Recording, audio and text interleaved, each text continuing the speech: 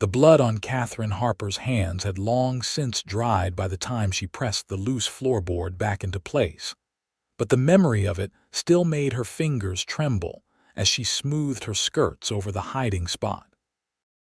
The money underneath represented 3 years of her life, 3 years of surviving a marriage that had nearly killed her.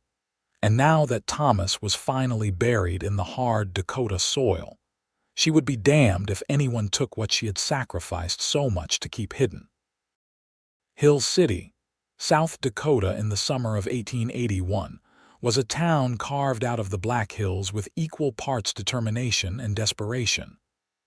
Gold had brought people here, but it was stubbornness that kept them, and Katherine had both in abundance. The small house on the edge of town had been Thomas's pride. Though he had beaten her bloody the day she suggested they might sell it and move somewhere civilized. Now it was hers, bought with bruises and fear, and the money hidden beneath those boards was her insurance that she would never be at anyone's mercy again. She had not expected company that afternoon. The knock on the door made her heart slam against her ribs, and she stood too quickly, her boot catching on the very board she had just replaced. It shifted with a sound that seemed loud as a gunshot in the quiet room, and through the window she could see a tall figure in a dusty coat and weathered hat. Katherine forced herself to breathe slowly as she crossed to the door. In a town like Hill City, unexpected visitors could mean anything from a friendly neighbor to trouble looking for a place to land. She opened the door just wide enough to see out, keeping one hand on the frame. The cowboy standing on her porch was younger than she expected, perhaps 25 or 26, with sun-darkened skin and eyes the color of creek water in springtime. He pulled his hat from his head when he saw her, revealing dark hair that needed cutting, and offered what seemed like an apologetic smile. "Madam, I am sorry to disturb you," he said, and his voice had the rough edges of someone who spent more time talking to horses than people. "Name is Henry Lawson. I am looking for work, and Mrs. Chen at the general store said you might have need of someone to fix your roof before winter comes."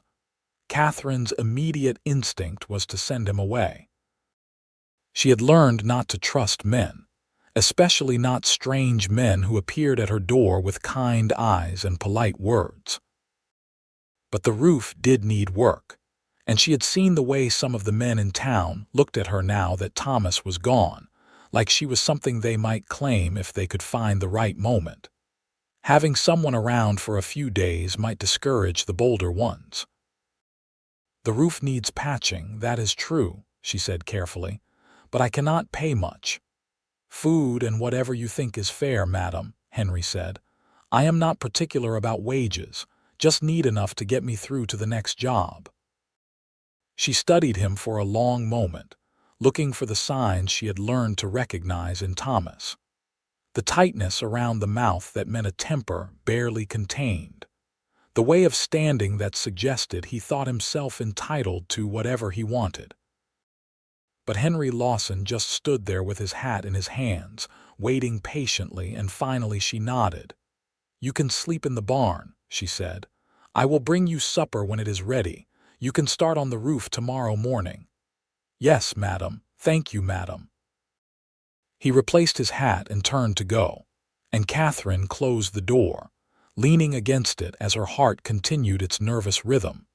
She had not considered that hiring someone meant they would be in and around her house.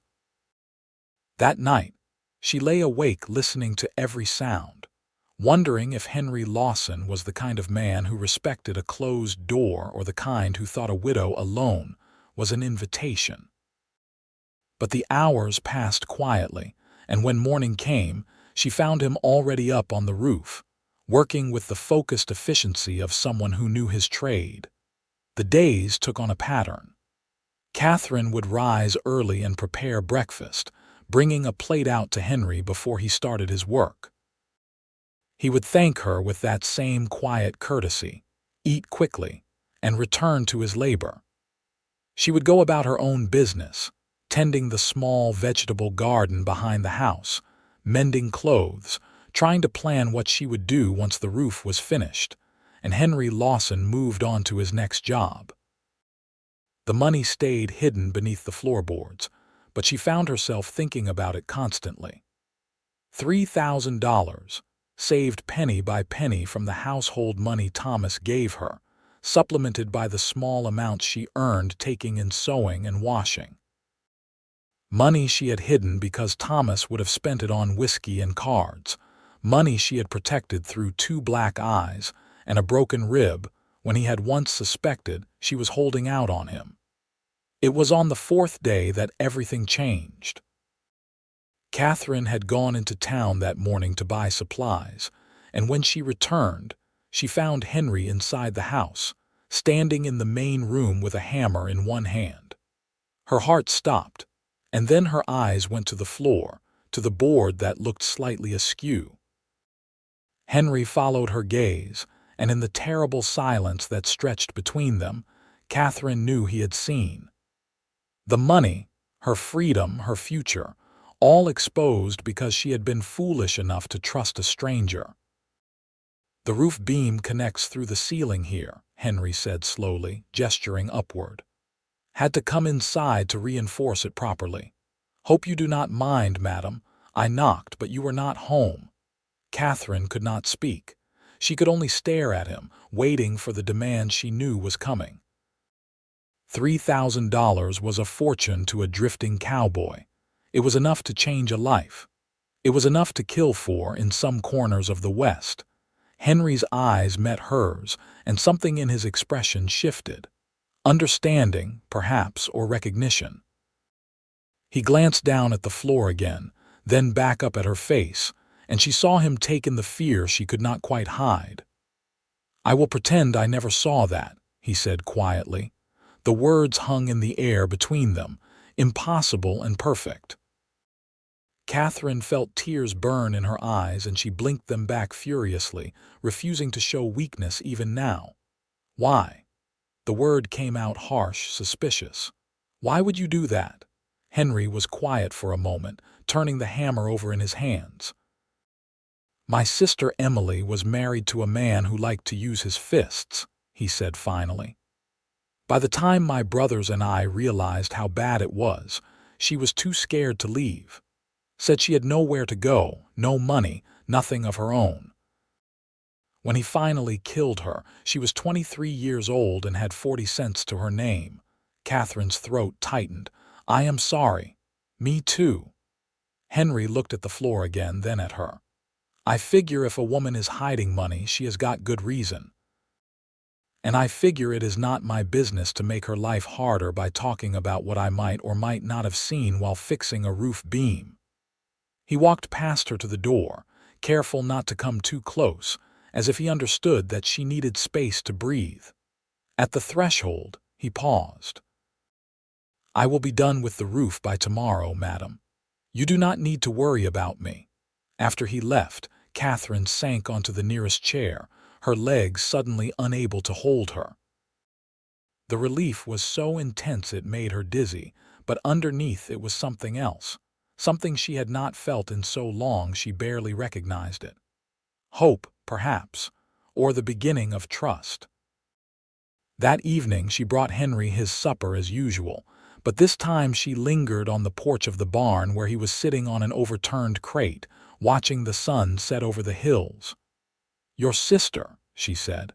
"What was she like?" Henry glanced up at her, surprise flickering across his face. Then he smiled, and it transformed him, made him look younger and less weathered. "She was stubborn as a mule and twice as ornery," he said. "Used to follow me and my brothers everywhere when we were kids, climbing trees and catching snakes and driving our ma half crazy with worry. She had red hair like prairie fire and a laugh that could light up a whole room." Katherine sat down on the porch step, keeping a respectful distance between them. "How long ago did she die?" 5 years this past spring." Henry's voice went quiet. "Her husband said she fell down the stairs." Everyone in town knew better, but nobody did a damned thing about it. That is when I left Kansas. Could not stand to see that man walking around free while Emmy was in the ground. I understand that, Katherine said. She had not planned to tell him anything, but the words came anyway, spilling out like water from a cracked dam. My husband Thomas drank. When he drank, he got mean. I learned to stay out of his way, learned to be quiet, learned to hide anything he might take from me. The money was my way out. I was going to leave him, go somewhere he could not find me. And then he got kicked by a horse and broke his neck, and suddenly I did not need to run any more. But you kept the money hidden, Henry said. Yes, Katherine wrapped her arms around herself. Because there are other men like Thomas. Men who think a widow is easy prey. Men who think they have a right to what is mine just because I am a woman alone. Henry nodded slowly. That is why you were so scared when you came home and found me in your house. I thought you would demand half, or all of it. I thought you would threaten to tell people unless I gave you what you wanted. She looked at him directly. Why did you not? Because it is yours, Henry said simply. And because I have seen what happens when men take things from women who cannot fight back. I will not be that kind of man, madam. I cannot bring Emily back, but I can make damn sure I do not add to the suffering in the world. Something in Katherine's chest loosened, a knot she had been carrying so long she had forgotten it was there.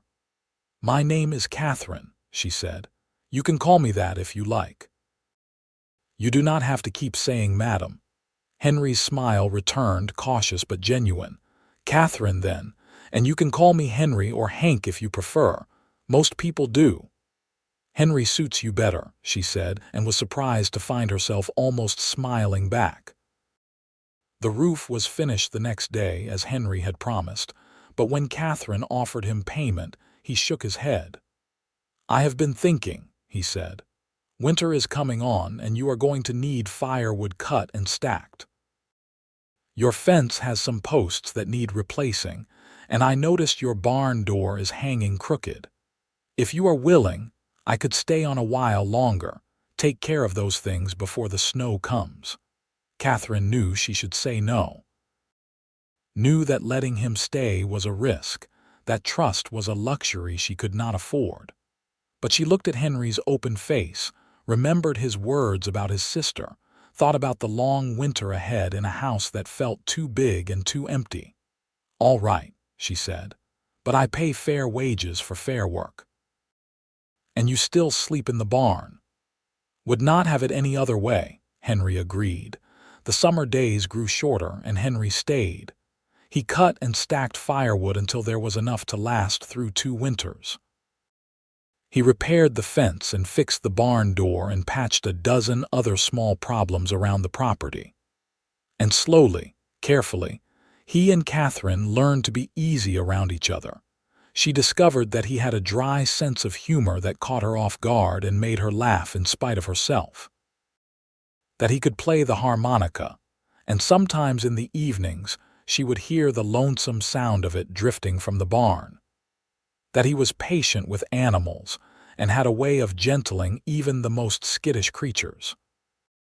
He learned that she was fiercely intelligent and had taught herself to read from her mother's Bible.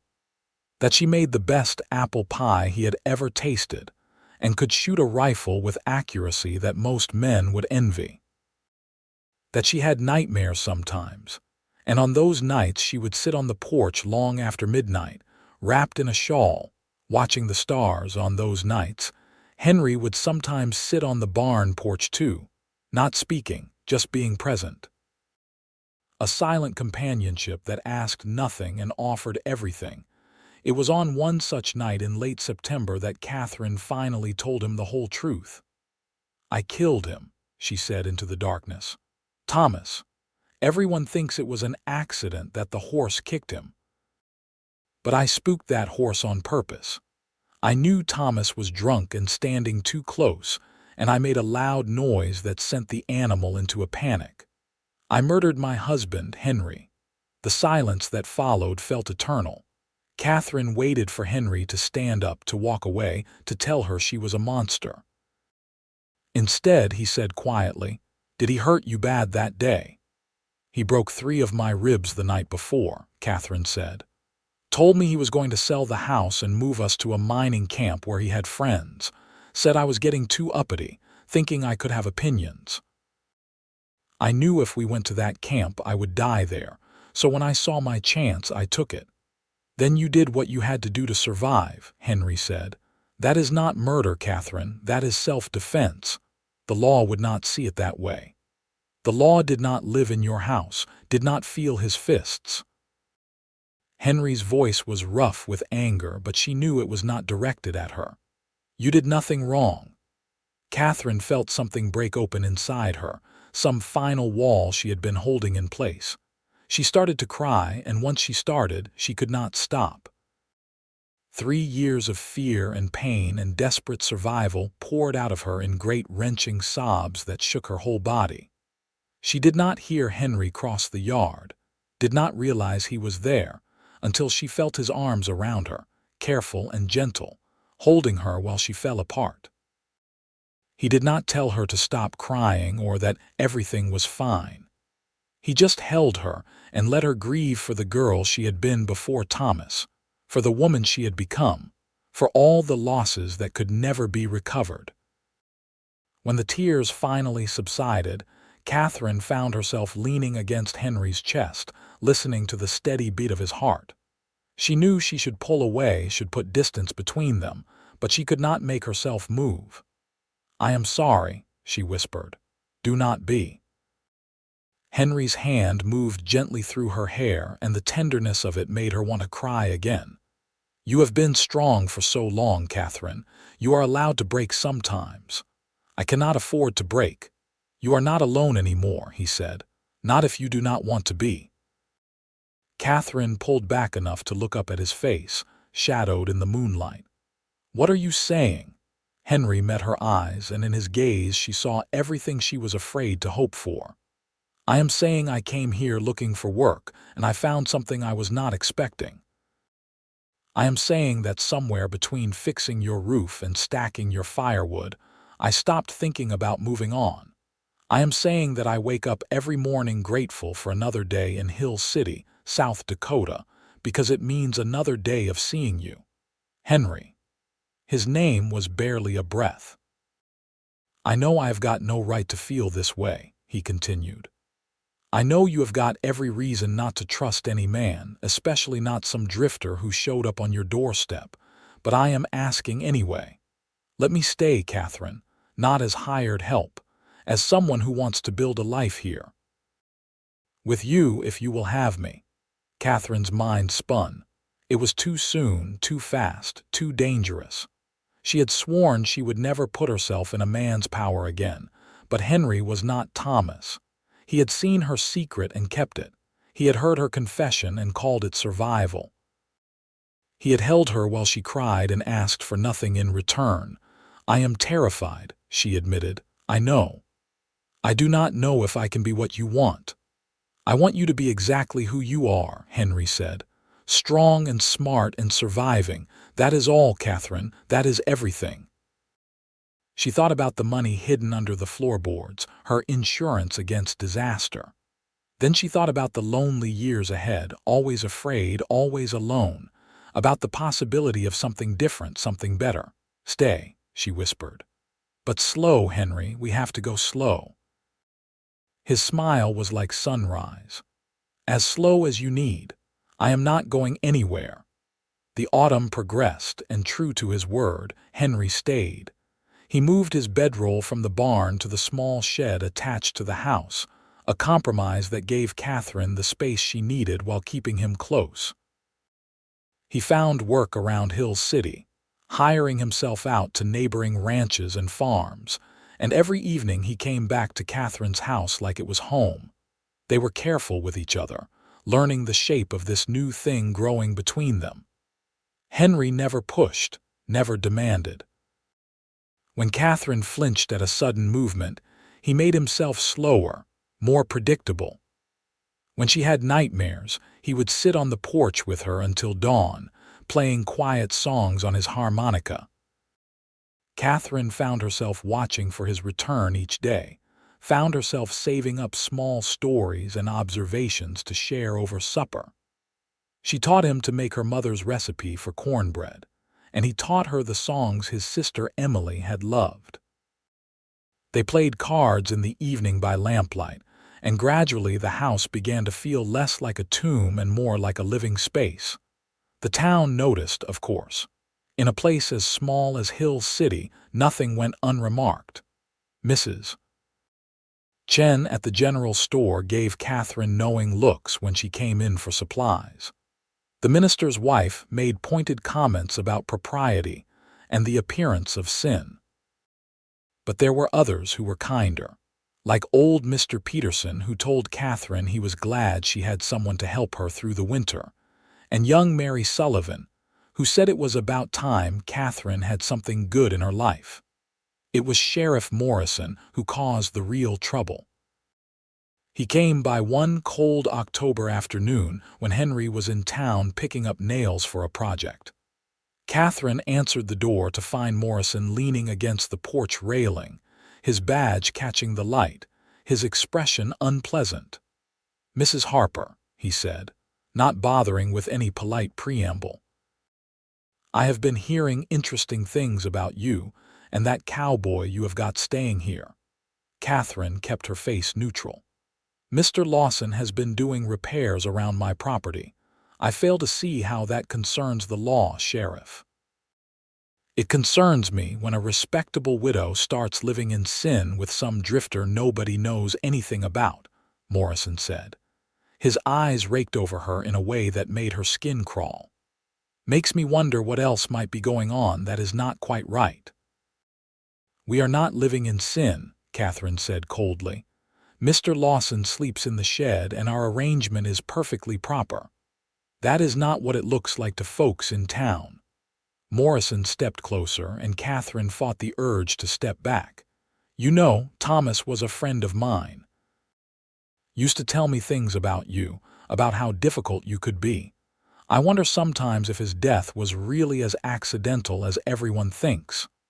Katherine's blood went cold, but she kept her voice steady. "If you have accusations to make, Sheriff, then make them. Otherwise, I would appreciate you leaving my property." Morrison's smile was ugly. "No accusations, Mrs. Harper, just observations. You see, I have been thinking that a woman alone needs protection in a town like this, needs someone to look after her interests. I would be happy to provide that protection, if you were willing to be friendlier." The threat was clear enough, and Katherine felt rage burn through her fear. "I do not need your protection, Sheriff, and I think it is time for you to leave." "You are making a mistake," Morrison said, his voice hardening. "That drifter is not going to stick around when winter gets hard, and when he leaves, you are going to find yourself all alone again with no one to speak for you. Think about that, Mrs. Harper." He left, and Katherine stood on the porch shaking with anger and residual fear. She was still there when Henry returned an hour later, took one look at her face and dropped the bag of nails on the porch. "What happened?" he demanded. Katherine told him, and with every word Henry's expression grew darker. By the time she finished, his hands were clenched into fists and his jaw was tight with fury. "That son of a bitch," he said. "He has got no right to talk to you like that, to threaten you. He is the sheriff, Henry. He can do whatever he wants."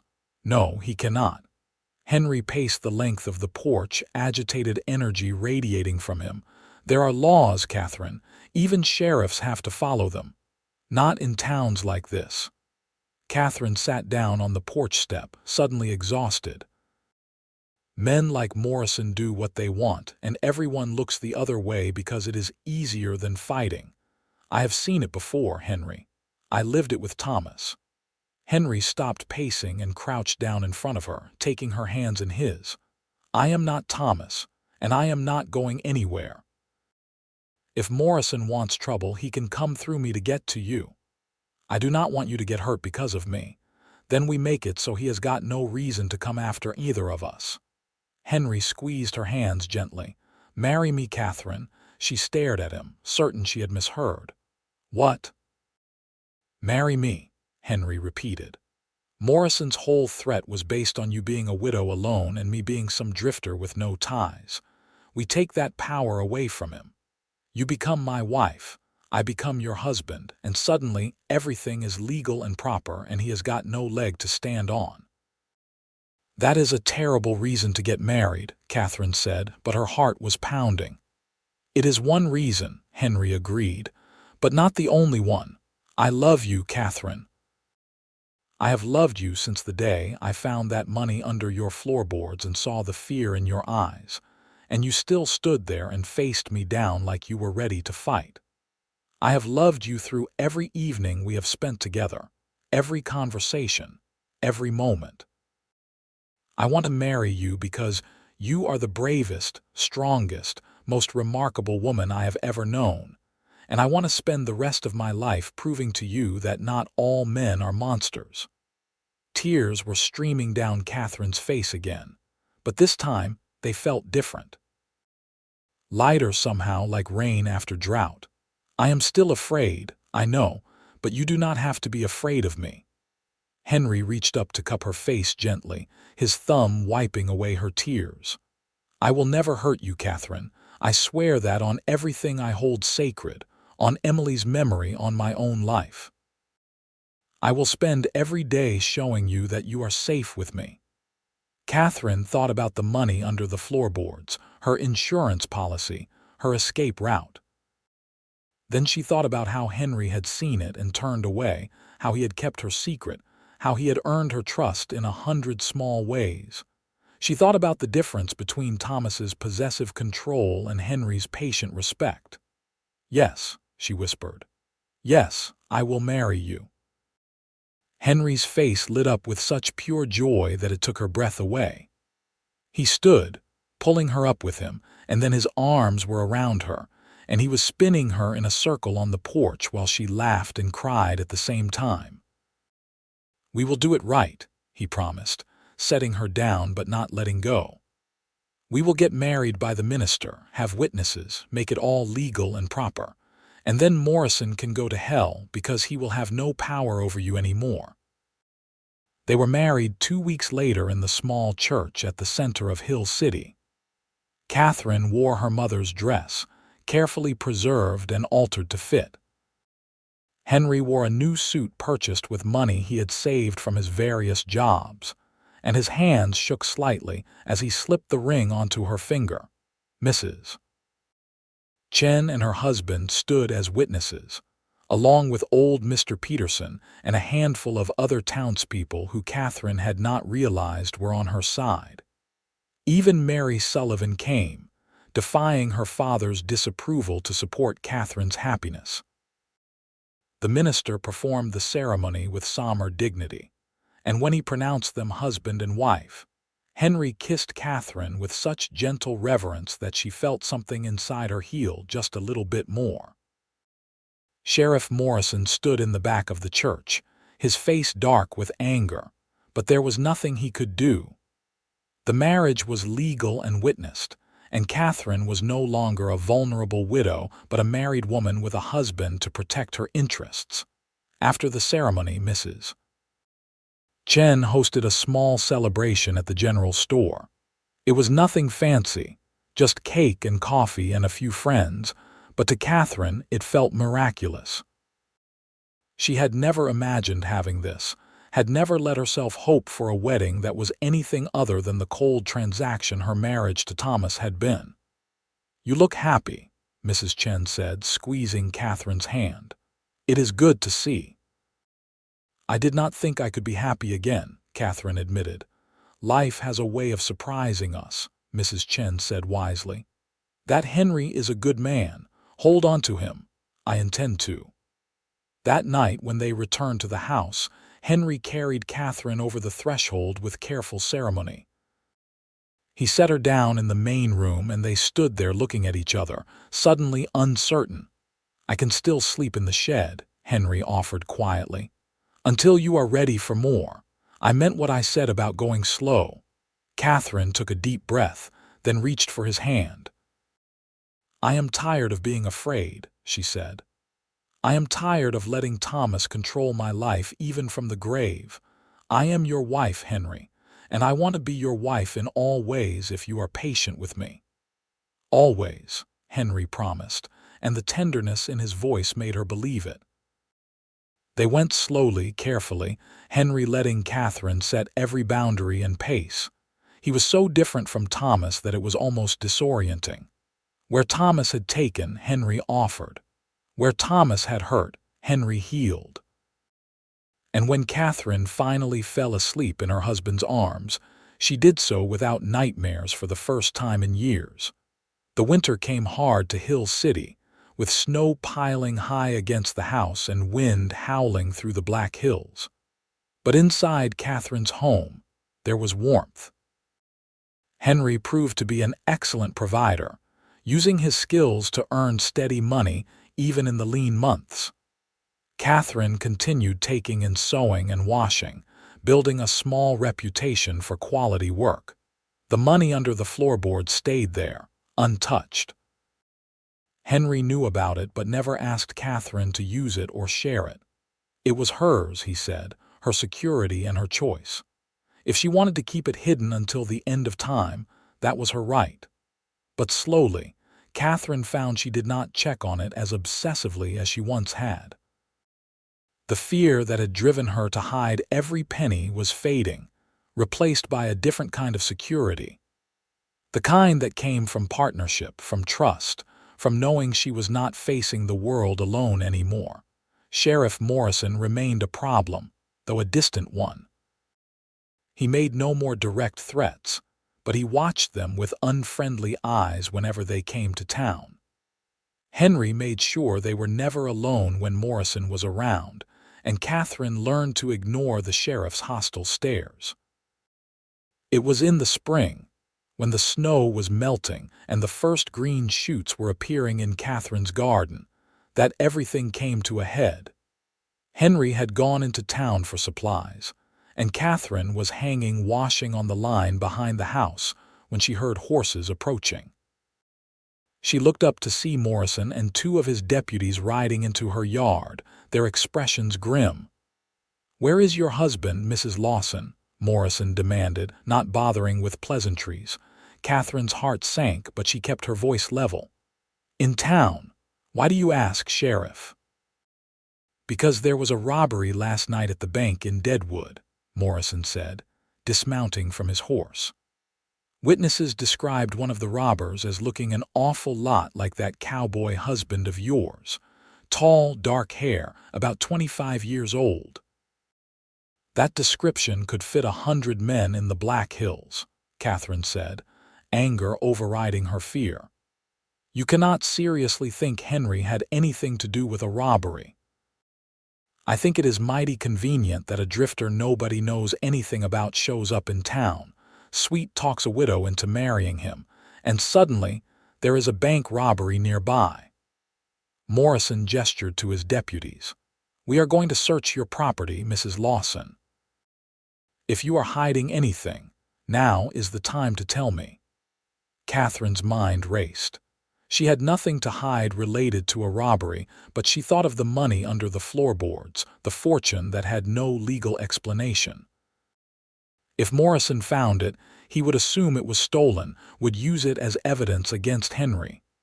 "You have no right to search my home without cause," she said desperately. "I have every right when investigating a crime," Morrison said. He pushed past her toward the house, and Katherine followed, her mind spinning through options and finding none that ended well. The deputies began tearing through the house, pulling open drawers and cabinets with careless aggression. Katherine stood in the doorway, watching helplessly as they violated her space, and all she could think was that she had to get them out before they found the floorboard. "There is nothing here," she said.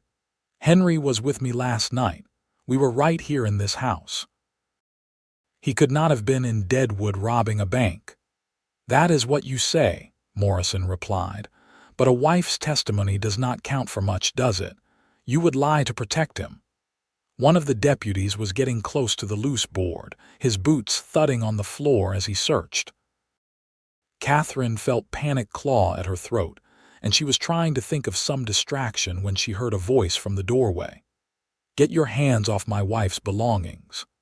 They all turned to see Henry standing there, and behind him were at least a dozen men from town. Mr. Peterson was there, and Mrs. Chen's husband, and several of the ranchers Henry had worked for over the winter. They stood in a solid wall of support, and their faces were not friendly. "I hear you are accusing me of robbing a bank in Deadwood, Sheriff," Henry said, his voice dangerously calm. "That is interesting, considering I was playing cards with half these men at the saloon last night until past midnight. We can all account for each other's whereabouts." "That is right," Mr. Peterson said. "Henry was with us all evening, could not have been in Deadwood unless he can teleport." Morrison's face flushed red with anger and embarrassment. "Witnesses said witnesses were wrong," Henry interrupted. "Unless you have got actual evidence, I suggest you and your deputies get off my property before I file a complaint with the territorial marshal about harassment." The threat hung in the air. Morrison looked around at the assembled men, clearly calculating his options and not liking any of them. Finally, he jerked his head at his deputies. "We are done here. For now." They left, and Katherine felt her legs go weak with relief. The men from town dispersed slowly, several of them clasping Henry on the shoulder or offering words of support. When the last one had gone, Henry closed the door and turned to Katherine. "Are you all right?" he asked. Katherine nodded, then shook her head, then found herself crying again. Henry crossed to her immediately, pulling her into his arms. "He was trying to find the money," she said against his chest. "That is what this was really about. He thinks if he can prove something is wrong here, he can get rid of you and come after me again." "He is not going to succeed," Henry said firmly. "We have got friends, Katherine, people who will stand up for us. Morrison is not as powerful as he thinks he is." "But he almost found it, the money. If those men had not come when they did, but they did come, and nothing was found." Henry pulled back to look at her. "Maybe it is time to think about doing something with that money, Katherine. Make it legitimate so it cannot be used against us." Katherine wiped her eyes. "What do you mean?" "I mean we use it to build something," Henry said. "We have got this land, this house. We could expand, start a real ranch, buy cattle, hire help, turn that hidden fortune into a visible, successful business that nobody can question."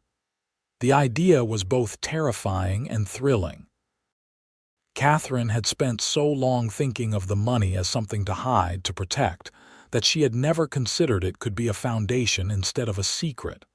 "That would take all of it," she said. "Every penny. If something went wrong, then we would face it together," Henry said. "But Katherine, we cannot live in fear forever. Morrison is going to keep coming after us as long as he thinks there is something he can exploit. We show everyone in Hill City that we are legitimate, successful, respectable, and we take his power away for good." Katherine thought about it, turning the idea over in her mind. It was a risk, but so was leaving the money hidden. At least this way they would be building something, creating a life instead of just surviving. "All right," she said finally. "Let us do it. Let us build a ranch." The transformation took months, but by the time the second winter came, the small house on the edge of Hill City had become the center of a thriving operation. They bought cattle and horses, expanded the barn, hired 2 young men from town who were looking for steady work. Katherine proved to have a shrewd head for business, managing the accounts and making deals that surprised the local ranchers with their savvy. Henry worked from dawn until dark, building fences and training horses, and doing all the hard physical labor required to turn a dream into reality. But no matter how tired he was, He always had time for Katherine, always made sure she knew she was valued not just for her money or her business sense, but for herself. The ranch became known throughout the area for its quality stock and fair dealing. People who had once whispered about Katherine and her mysterious cowboy husband now spoke of the Lawsons with respect.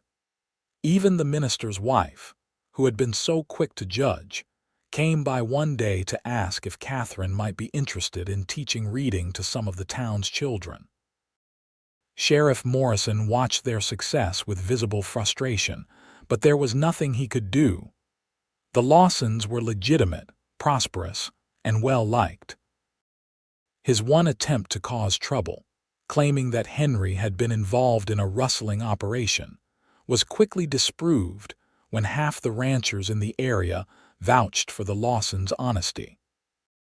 Eventually, Morrison's term as sheriff came up for election, and he lost to a younger man who had no grudge against the Lawsons. Morrison left Hill City not long after, and Katherine felt a weight lift that she had not fully realized she was carrying. 2 years after their wedding, Katherine discovered she was pregnant. The news filled her with joy and terror in equal measure. She had never allowed herself to imagine children with Thomas, too afraid of bringing a child into that violent household. But with Henry, everything was different. "We are going to have a baby," she told him one evening, watching his face carefully. Henry's eyes went wide, and then he was grinning so broadly that it looked painful. "A baby, Katherine, are you sure?" "As sure as I can be without seeing a doctor. But yes, I am fairly certain." He kissed her, then dropped to his knees and pressed his face against her still flat stomach. "Hello in there," he said softly. "I am your papa, and I promise you right now that I am going to love you and protect you every single day of your life." Katherine ran her fingers through his hair, overcome with emotion. This man, this good man, had given her back her life, had shown her that love did not have to hurt, that marriage could be partnership instead of prison. Their son was born the following spring, during a thunderstorm that shook the rafters of the house. Henry held Katherine's hand through every contraction, and when the baby finally arrived, crying lustily, he wept with relief and joy. They named him Thomas Henry, after both their fathers. It was Katherine's idea, a way of reclaiming the name from the man who had hurt her. This Thomas would grow up knowing gentleness and respect, would learn from his father what it meant to be a good man. The years passed, marked by growth and change.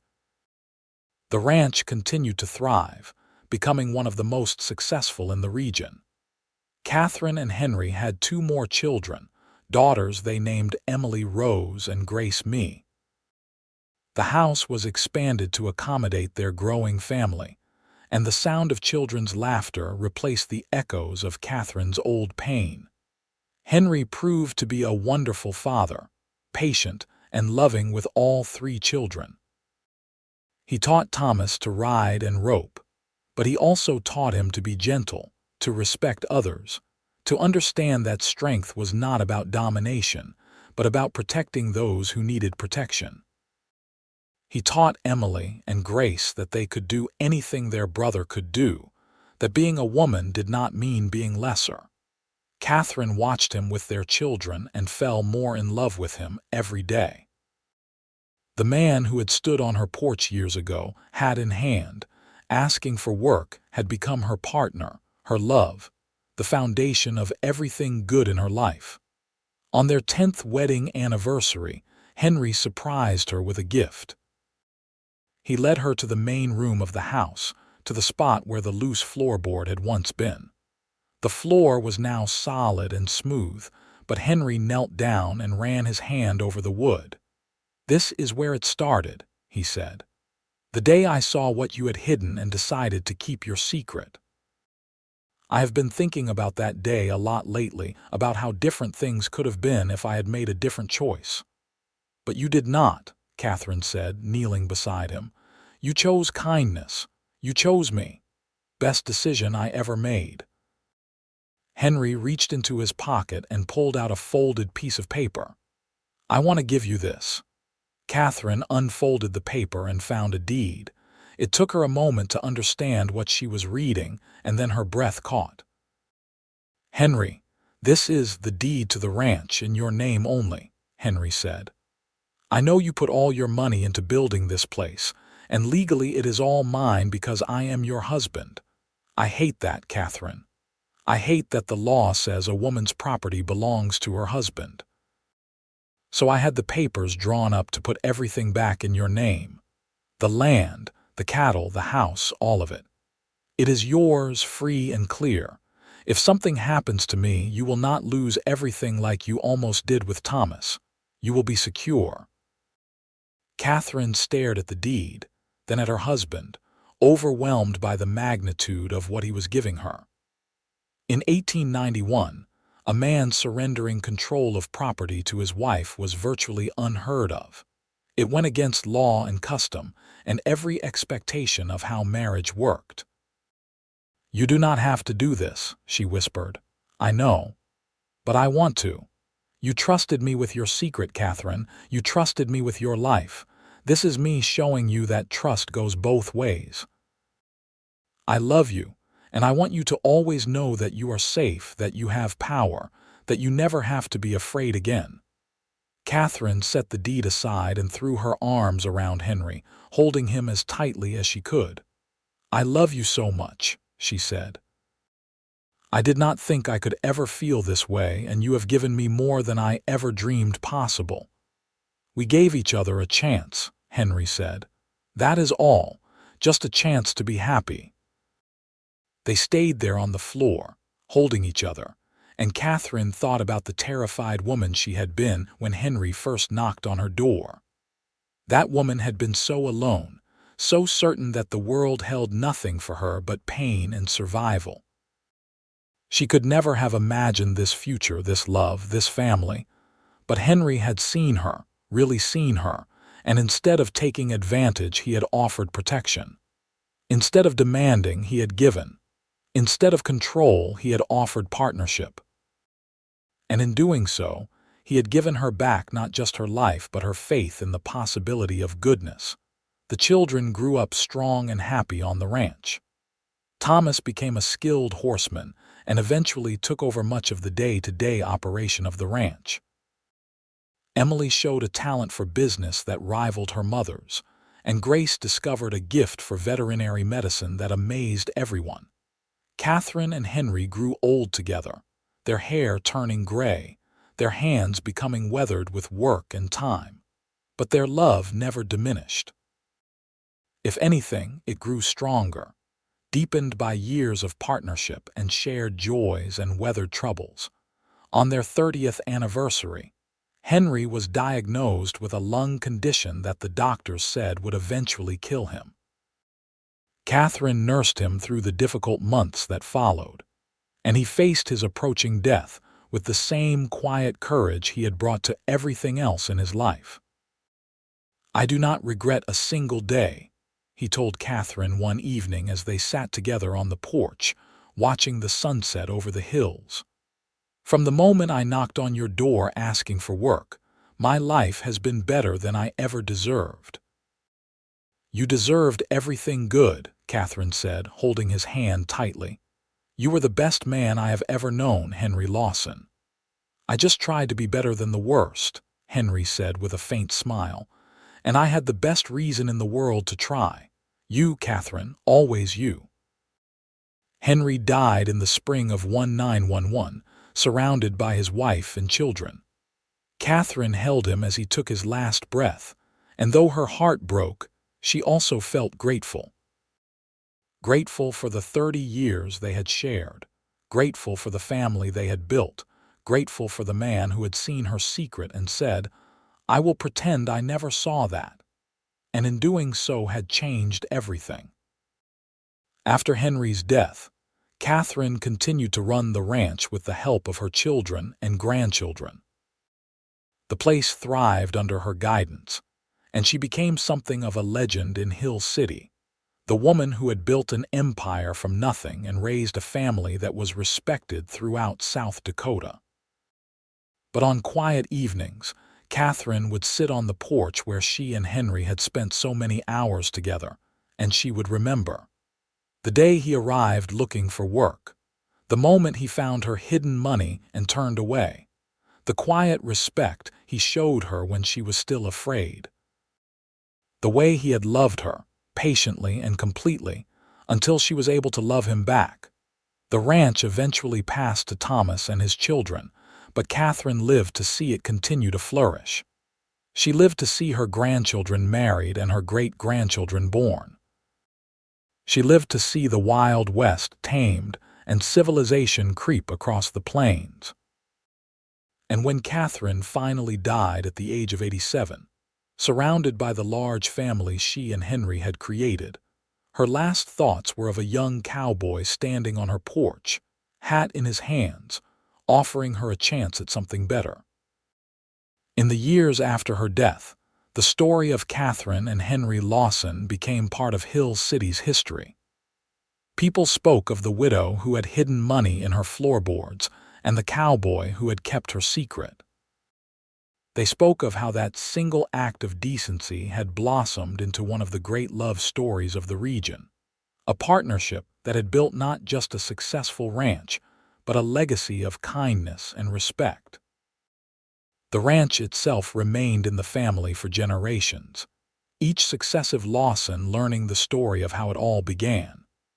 The house was preserved, and though the floorboards were long since replaced, everyone knew the spot where Katherine had hidden her freedom and Henry had proven his worth. The loose floorboard became symbolic of something larger, a reminder that sometimes the most important moments in life are the ones where we choose kindness over advantage, where we see someone's vulnerability and respond with protection instead of exploitation. It was a reminder that love can grow from the smallest seeds, from a choice to look away when you could have looked closer, from a decision to offer safety when you could have demanded surrender. Henry and Katherine's children made sure their parents were buried side by side on a hill overlooking the ranch, their headstones simple but inscribed with words that captured the essence of their relationship. Henry's read, "He was a good man," and Katherine's read, "She was finally free." On the anniversary of their wedding each year, the family would gather at those graves to lay flowers and tell stories. The grandchildren and great-grandchildren would hear about how Katherine had survived something terrible and how Henry had helped her learn to live again. They would hear about the money in the floorboards, about the sheriff who tried to destroy them, about the ranch that had grown from desperation into triumph. And always, the story would end the same way, with someone saying, "And that is why we remember that kindness matters, that seeing someone's pain and choosing not to exploit it is the most heroic thing you can do." The town of Hill City grew and changed over the decades, but the Lawson Ranch remained a constant, a piece of living history that reminded people of a time when the West was wild and survival required both strength and grace. Tourists would sometimes drive by, taking pictures of the old house and the sprawling pastures, not knowing the full story of what had happened there. But the family knew. They carried the story forward, generation after generation, making sure that Katherine's courage and Henry's goodness were never forgotten, making sure that the lesson they taught, that love can heal even the deepest wounds if you are patient and kind and willing to give someone a chance, lived on. In the end, that was the true legacy of the money in the floorboards. Not the ranch it built or the fortune it became, but the love story it enabled. The way one moment of decency had rippled outward, creating a family and a future that honored both the woman who had fought so hard to survive and the man who had shown her that not all battles have to be fought alone. Katherine Harper, who became Katherine Lawson, who built a life out of ashes and fear, who learned to trust again when trust seemed impossible. And Henry Lawson, who saw a secret and kept it, who loved a wounded woman back to wholeness, who proved every day that being a good man was not about strength or dominance but about respect and partnership. Together, they wrote a story that Hill City would never forget, a story that started with loose floorboards and hidden money and fear, but ended with love and family, and a legacy that would endure for generations. And in that story, in that one perfect moment of choice when Henry could have taken advantage and instead offered protection, lay the truth that would guide their family forever. That the measure of a person is not what they do when there is something to gain, but what they do when they have all the power and choose to give it away. That was the story of she was hiding money in the floorboards, and a cowboy saw it and said, "I will pretend I never saw that." And it was a story worth remembering,